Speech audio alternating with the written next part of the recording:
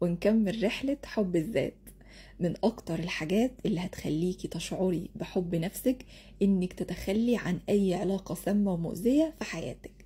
أصلا العلاقات ربنا خلقها علشان تكون مريحة وتكون مصدر سعادة لينا. أي علاقة في حياتك ما بتلبيش الغرض ده تخلي عنها فورا، واوعي تنسي إن لنفسك عليكي حق.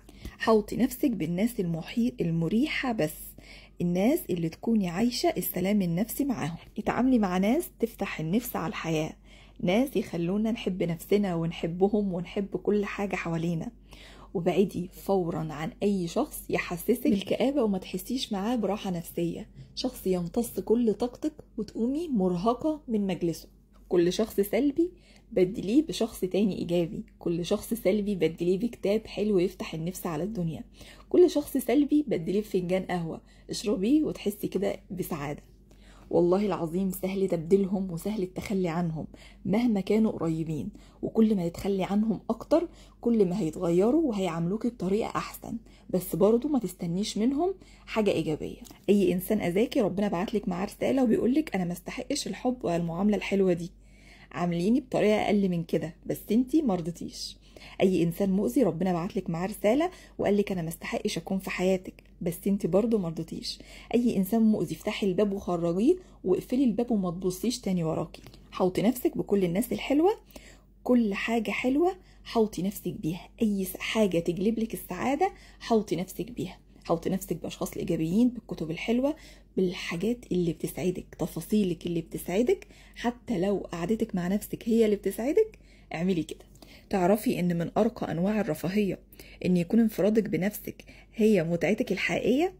فمن لا يأنس بذاته لا يأنس بشيء اخر. فك نفسك من اي تعلق بعلاقة مؤذية، اي تعلق بشخص مش بيجلب ليا السعادة ملهاش اي لازمة. خلي بس في حياتك الحاجات اللي بتدخل السعادة لقلبك، اي حاجة بتدخل السعادة لقلبي هي دي الحاجات اللي بسيبها في حياتي. اي حاجة غير كده فهي كركبة ملهاش اي لازمة، وانا الكركبة ما بسيبهاش في بيتي ولا في حياتي ولا بدور عليها تاني خلاص.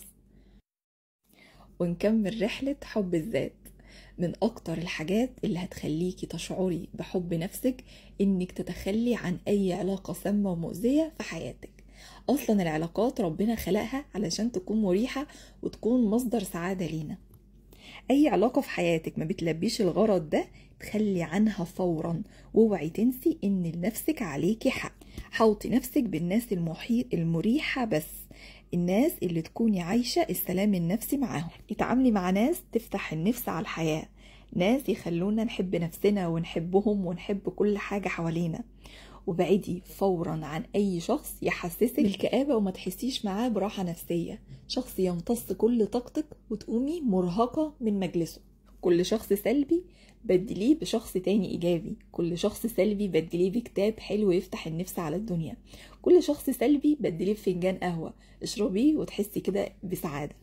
والله العظيم سهل تبديلهم وسهل التخلي عنهم مهما كانوا قريبين، وكل ما تتخلي عنهم اكتر كل ما هيتغيروا وهيعاملوك بطريقة احسن، بس برضو ما تستنيش منهم حاجة ايجابية. اي انسان اذاكي ربنا بعتلك معاه رسالة وبيقولك انا ما استحقش الحب والمعاملة الحلوة دي، عامليني بطريقة